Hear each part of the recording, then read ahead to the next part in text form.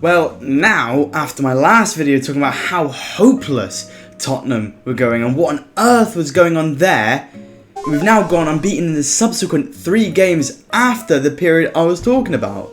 And things don't look as hopeless as they did before, so maybe there's some hope. So to begin, clearly all the things that I addressed in the last video on why Tottenham were doing so poorly, what on earth was going on with them, it was 2 main specific things. It was that we weren't getting the ball to people, we weren't creating chances, and we weren't getting the ball up the pitch at all. We'd get the ball and then we'd lose it, or maybe we'd get it up and just do nothing with it. Maybe a backwards pass, maybe a cross to nobody. That's what we do, that's what our games looked like, that was the structure of it all. And now, last 3 games, a lot has changed. I've had a little look into this one, and I've looked, for example, in the last 3 games, which this Slavia Prague game still ongoing as I'm recording it, Tottenham, now in our last 3 games, we've generated, I think, 13, maybe 15 shots on target, with only 12 being generated in the 4 prior to that. Something has clearly changed. Mind you, in these last 3 games, we've only scored 6, despite in the last 4, we scored, I think it was 7?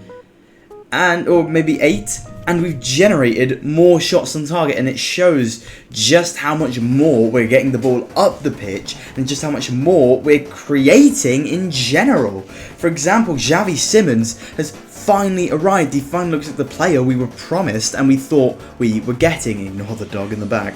Against Brentford, a golden assist, and the goal was just so amazing. I want to show that here. It's so good. Picks up the ball himself in our half, takes it down, finishes it. So amazing. Our first goal as well, the one to Richarlison, who we'll get into in a second, it was good. Xavi Simons gets the ball, creates with it, gets it across to Richarlison, who easily puts it into the back of the net.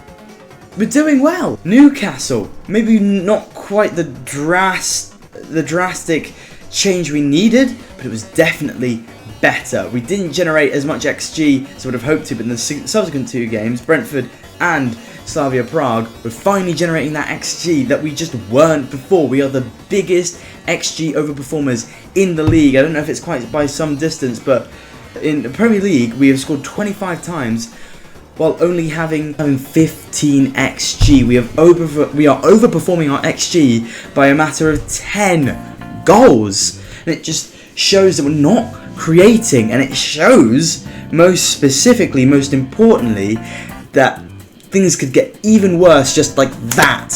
But they aren't, because we're finally creating, we're finally putting up XG. I think against Brentford we got 2 or 3 XG. That is what we need to see, and we scored 2 goals as well. Things are getting better. On the matter of Richarlison, who was a big factor in why I was getting upset, we were happy to see that Richarlison didn't play against Newcastle, or at least he didn't start. We weren't creating. Maybe I've been a bit too harsh on Richarlison, although I don't think I have been, because he has still been bad, especially in that Arsenal game. Don't let the fact that he scored fool you. In the ball, just shooting it straight at the goalkeeper. But in his defence, he started creating and he scored. All right, when the ball gets to him in a good area, he might score. I'm not going to get. I think really the underlying thing here is we've created more. That's it. We didn't create too much more against Newcastle, against Brentford, against Slavia Prague. We are creating more. That is the important part of this. Defensively as well, we are looking really sound. We are getting the vision that Thomas Frank had in terms of us being defensively sound. Against Newcastle, we were keeping them out. We were doing well in that front until they got a penalty, which obviously was not a penalty. I don't know if we can pull a picture of that up here, but it just clearly wasn't a penalty. And we drew in spite of that easy. It was a great finish from Bruno Guimaraes, but overall, we were defending great in that game. We were locking them up, that we were soaking up their pressure. Eventually, we were able to get goal number 1 and goal number 2 in matters of a great header and one of the worst bicycle kicks you will ever see. On a side note, somehow, I think Spurs have scored 4 bicycle kicks this season. Richarlison on the opening day, Palhinha against Doncaster, Romero is where I think it was 3 then. There might be another one that I'm forgetting, but ridiculous. And again, if we're really looking at it, the future is looking bright if we're talking in terms of in general, because we've got players out on loan like Luka Višković, who is looking like the next big centre-back.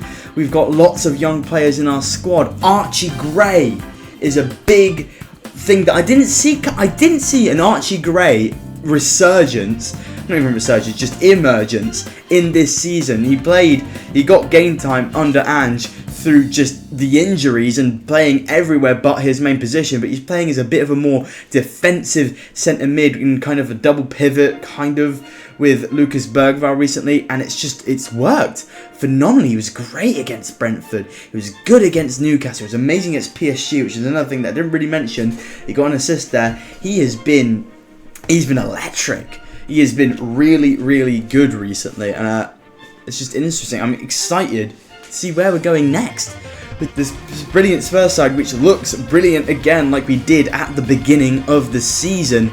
Maybe now we can see us get back on track to where we thought we were going to be heading at the beginning of the season. This small slump is just going to be that, a small slump. But I'll update maybe another 3 or 4 games time and see if that's really what's going on. We'll see what happens. Anyway, I think that's going to be it for today's video, analysing the last 3 games, obviously shorter than the last one because we're analysing less game time, less games.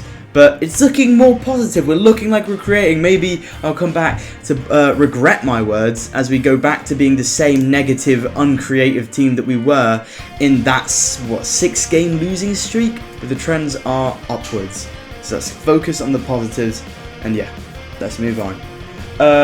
I do have a plan on what the next video is going to be as well. We're going to have a look with hindsight and rate every team's summer window. We'll see how that goes. Don't know when that will be out. Maybe sometime before Christmas, I reckon. Don't think we're going to be too consistent on here. We'll see how it goes. Thank you, though, to all of you who have been here today. Make sure to check out my Twitch, Twitter, and Discord, which are all in the description. Other than that, I've been Rodkip, and I will see you lot